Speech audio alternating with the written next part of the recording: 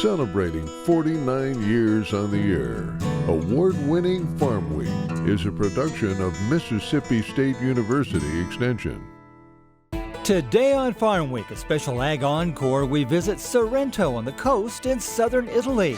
In southern gardening, they're not a frozen dessert, but Viola Sorbet flowers tolerate the cold pretty well. Plus, Super Bowl Sunday right around the corner, how will farmers benefit from all that action? And in our feature, the Squid Squabble, a solution to an aquaculture conundrum.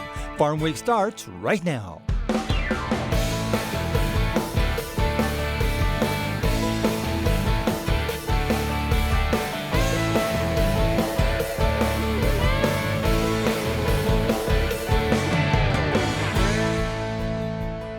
Hello everyone, I'm Zach Ashmore. And I'm Mike Russell. Great to have you with us again here on Farm Week.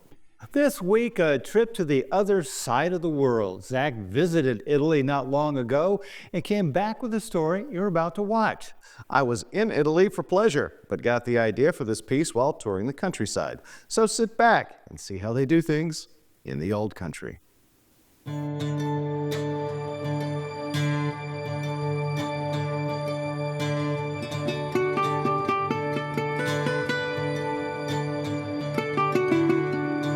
In the shadow of Mount Vesuvius, across the Bay of Naples, is a collection of communities known as Sorrento. Known mostly for tourism, as this region of Italy can best be described as dramatically beautiful. It's also known for a particular crop, citrus, and they've been growing it for centuries. From 1492 from India and China, and they came, obviously through lots of traveling. And also say thank you to the Spanish and Portuguese. And here people now say it's a lemon from Sorrento, but we have to know the history. And now it's lemon from Sorrento. As you can see the consistency of the lemon, they are very healthy because we look after them. If you look above, there is a pergolato. Pergolato Sorrentino is actually from this area. In the past, they were used to do that to cover the heavy rain, the cold, the sun, and the insect. But we were used to have something more heavy, like a cover up. Now we just use nets. We can here the lemon can bloom 5 times per year. We use the lemon for orange marmalade, lemon marmalade, for olive oil with lemon inside, with orange inside, and essential oils. We use it for ice cream, giving the flavor. Very expensive but very effective. Natural, organic, and it's kilometer zero. We call it kilometer zero because it doesn't travel. A good food doesn't need transportation. The lemon is actually well organic cured. There is no chemical used, and we call it limone di Sorrento IGP. Sarebbe l'identificazione geografica protetta. It means identification geographically protect. Lemons were not the original main citrus crop of this area. For many years, it was oranges. But less than a century ago, market conditions made that business more challenging. Long time ago, in Sorrento, there were only orange trees, not lemon trees.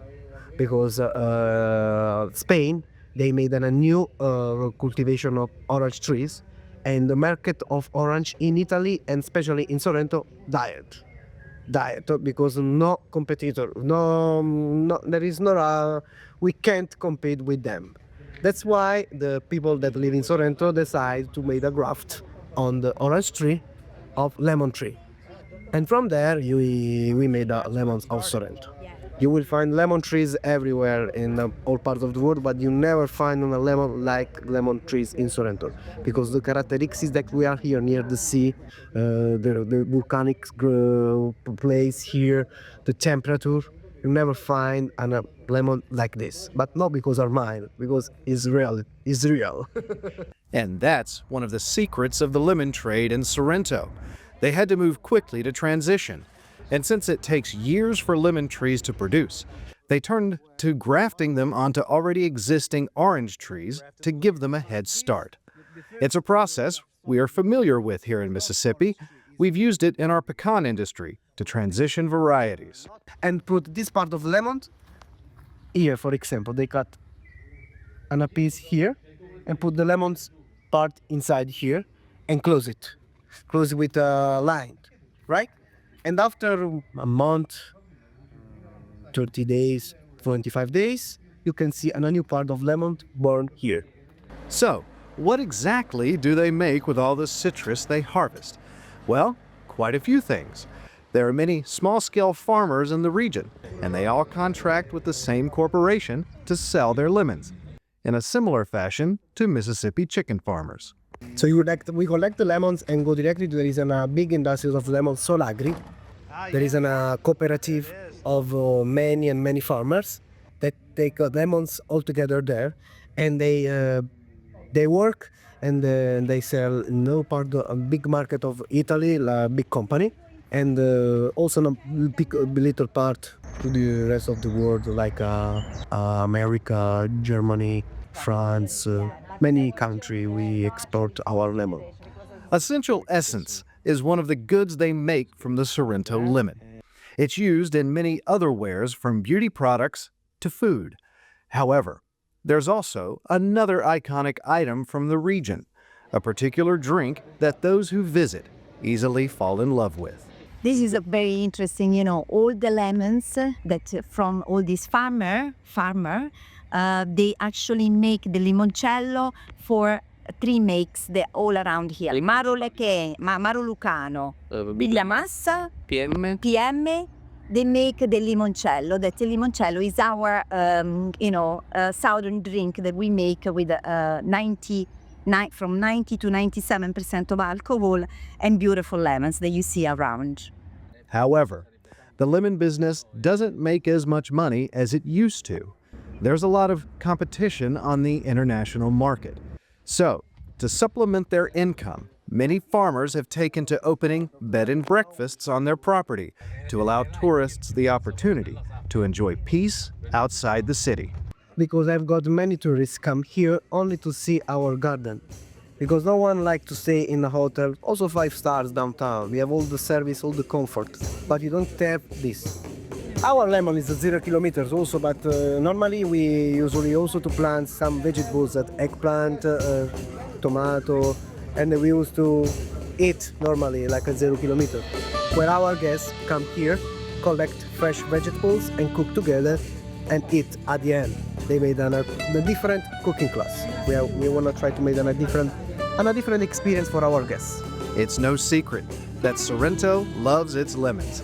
You can't go far in the city without seeing some form of product either made from or celebrating the industry. And it's not just for tourists. Locals enjoy fresh lemons straight from the grove on a regular basis, and it's an ingrained part of everyday life.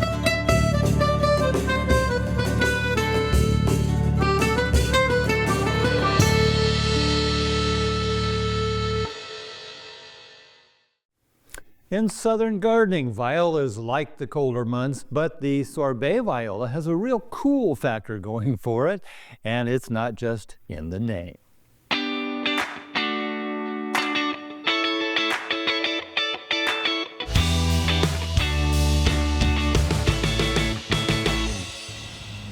When you consider that violas can tolerate the winter weather and can thrive in both the landscape and containers, it's no wonder why they are considered a favorite bedding plant for Mississippi gardeners. Another name for viola is Johnny Jump Up, due to the fact that they are prolific seed producers and seem to pop up in random places in the garden. The Sorbet series is my favorite viola variety. The plants are about 4 to 6 inches tall and wide. When mass planted, they seem to cover the landscape with a floral blanket. Their colorful flowers, displayed above the dark green foliage, really show off.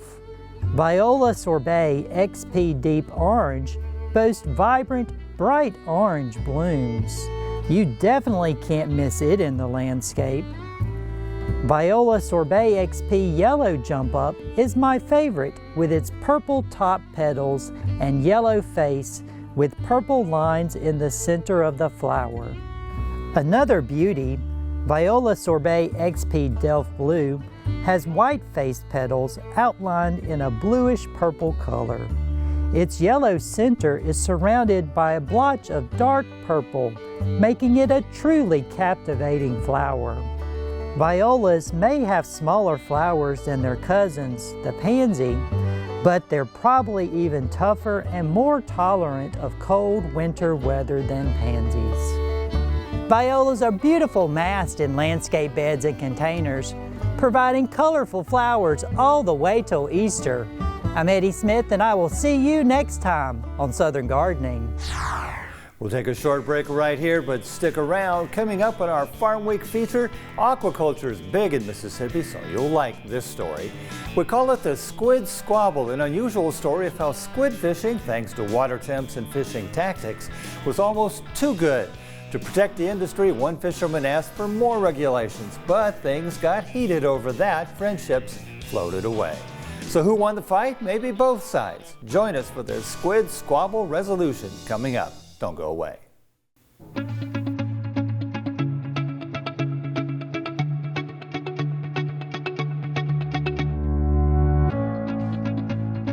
I believe in people and their hopes, their aspirations and their faith. I believe in my own work and in the opportunity I have to make my life useful to humanity. I believe that education is a lifelong process, and the greatest university is the home. That my success as a teacher is proportional to those qualities of mind and spirit that give me welcome entrance to the homes of the families that I serve.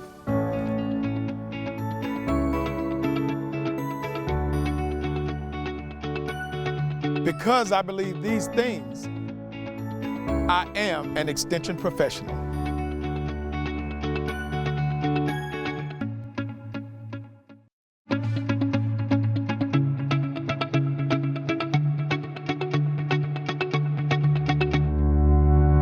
I believe in people and their hopes, their aspirations and their faith.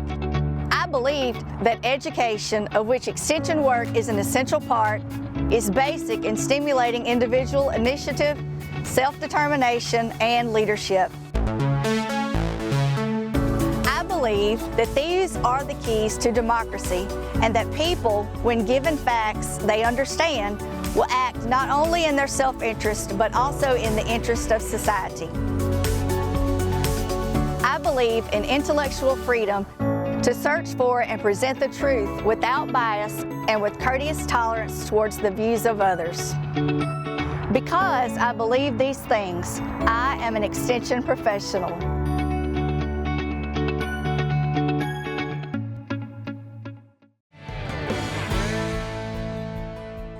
Time for the market report. Several special reports this week. That's right, Mike. We talk about the ag impact of sports and a closer look into a special Mississippi commodity. But first, the numbers. What were the week's biggest gains and losses? And then, with the Super Bowl coming up soon, how does ag contribute? And finally, the Mississippi sweet potato, a special report on what makes them so special here. So, markets closed, still trending up with row crop split. Let's take a look. The week's biggest gain, lean hogs up nearly 8 cents, nearly a 9% increase from the previous week. The week's biggest loss, lumber, down 14.5 bucks. That's nearly a 2.5% decrease from the previous week. Planning to see the big game? Of course, the Super Bowl is one of the biggest sporting events of the year, and with that comes opportunity. Snacks, food, drinks, all of that comes from agricultural producers. But just how much are they expected to make? Here's a special report. The Super Bowl, one of the biggest sporting events of the year and an opportunity for fans to gather, eat, drink, and celebrate together. In 2024, consumers spent about $17 billion, and 80% of that went to food and beverage sales, netting about $13.5 billion. It's no secret American farmers and ranchers benefit from these sales, but to what extent? According to the USDA, NASS, and the American Farmers Union, the producers of food goods are getting less than 15 cents for every dollar of food sales. That amounts to about 14 cents for a bag of tortilla chips, almost $1.50 for a jar of salsa, and nearly $2 for a pound of hamburger meat. Beer sales are the lowest, only netting about 6 cents per 12-pack. Chicken wings, one of the most popular game snacks, are expected to bring in about $561 million, with $89 million going back to the producer, according to Farms.com. And it's not just foodstuffs that ag plays a part in. The football itself, made from leather, and although a common nickname for the ball is pigskin, it's actually made from cowhide. According to Wilson, the official supplier of NFL footballs, 120 different footballs will be used on Sunday's game, requiring 12 cowhides, usually sourced from Iowa, Kansas, or Nebraska, as one cowhide can make 10 footballs. And now for a special spotlight on a crop near and dear to the hearts of Mississippians. Sweet potatoes are a pretty big deal here. We love them and we love to eat them. But what are the economic factors in play for those who grow them? You might be surprised. The annual sweet potato crop in Mississippi is a unique aspect of this state. Calhoun and surrounding counties in the north of the state grow the vast majority. The city of Vardaman calls itself the sweet potato capital of the world. So, what makes this particular crop so special here? I spoke with MSU Extension Specialist Dr. Lauren Harvey to get deeper into the details. So one of the interesting things about sweet potatoes, one of the unique aspects of sweet potatoes is almost all of the operations are vertically integrated. It's different from traditional row crops. You grow the crop, you harvest the crop, you end up selling it, and it gets sent to a grain elevator. Well, all of the storage in this case, and therefore all of the risk, is maintained by the sweet potato grower.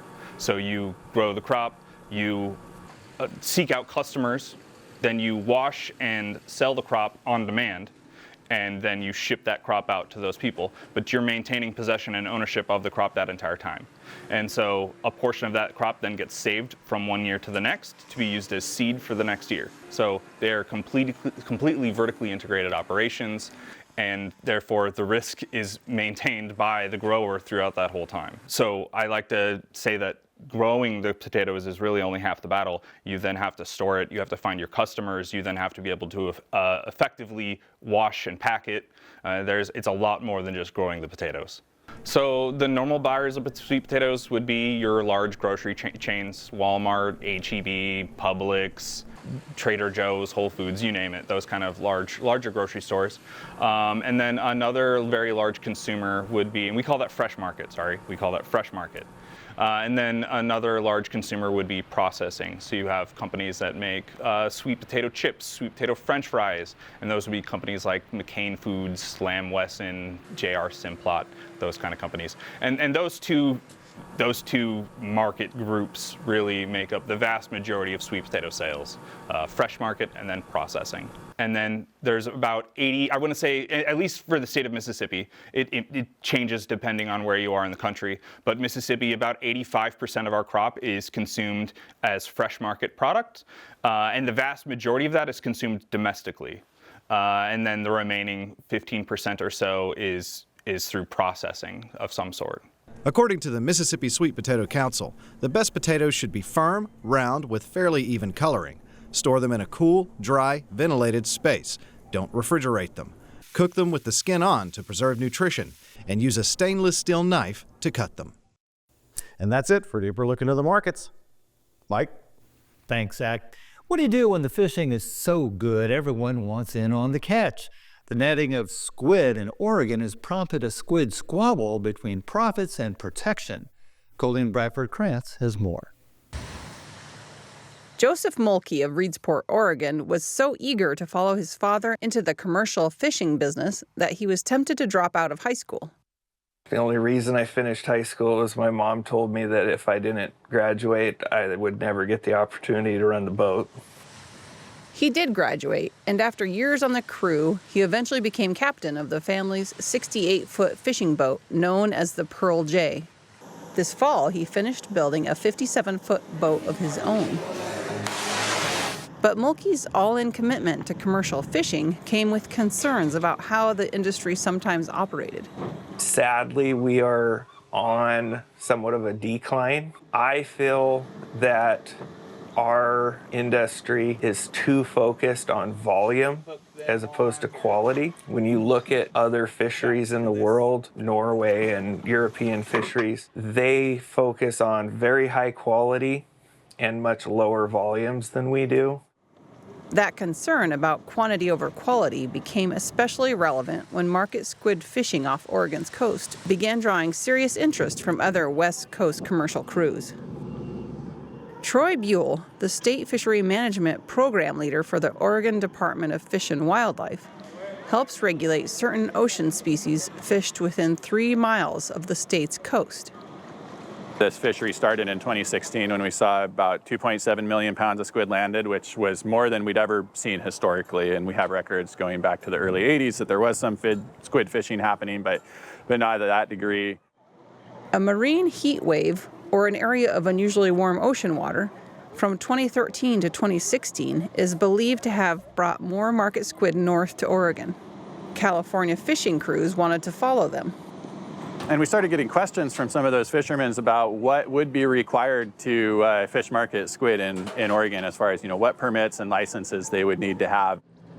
For Mulkey, the squid boom offered a chance to try purse seining, a net-based fishing method that uses a drawstring-type rope at the bottom to gather the catch. Around 2018, Mulkey convinced his family to invest $100,000 in used nets and gear for a test run. The test succeeded, and the family upgraded their equipment.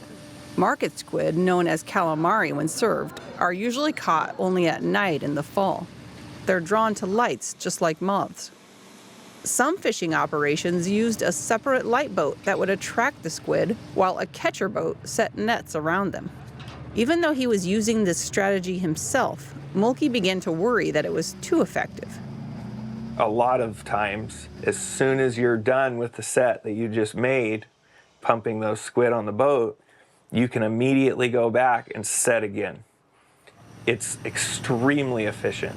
And our fishery here in Oregon is not a big enough fishery to sustain that much efficiency. And so there was a few of us that felt like we needed to get rid of the light boats.